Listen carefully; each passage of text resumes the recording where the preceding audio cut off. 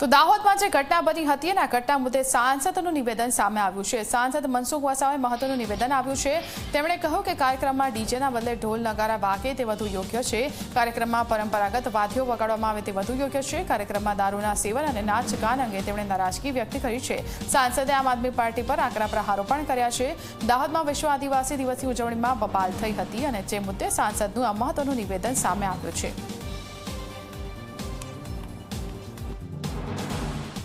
दाहोद में पण खोटू घर्षण में जोयुं ते प्रकारे घर्षण खोटू ऊभुं थयुं एमां त्यां पण पोलीस साथे जे रीतना घर्षण कर्युं ए खोटું કહેવાય। આજે પોલીસ કાયદોનો વ્યવસ્થા જાળવવા માટે આપણી વચ્ચે આવતી હોય છે તો એને બંને વચ્ચે સમન્વયથી આવા કાર્યક્રમ ઉત્સાહથી બધાય કે પોલીસમાં પણ મોટા ભાગના આદિવાસી સમાજના બધા યુવાનો હોય છે તો એ ખોટા ઘર્ષણમાં આયા કરતા એક શાંતિથી આવા કાર્યક્રમો ઉત્સવ ઉજવાય એ રીતના આયોજકે ખાસ ધ્યાનમાં લેવું જોઈએ ને તેમાં ખાસ કરીને આવા કાર્યક્રમમાં યુવાનો ડ્રિંક ના કરે, વાજિંદ્રો એવા પ્રકારના હોવા જોઈએ કે જે તે સમાજની આદિવાસી સમાજનો આદિવાસી સંસ્કૃતિનું મહત્વ જોડાય।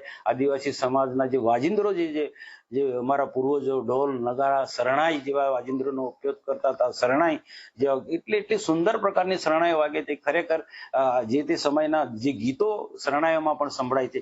તો આવી રીતના આવી સંસ્કૃતિનો આવા ઉત્સવમાં ઉપયોગ કરવો જોઈએ।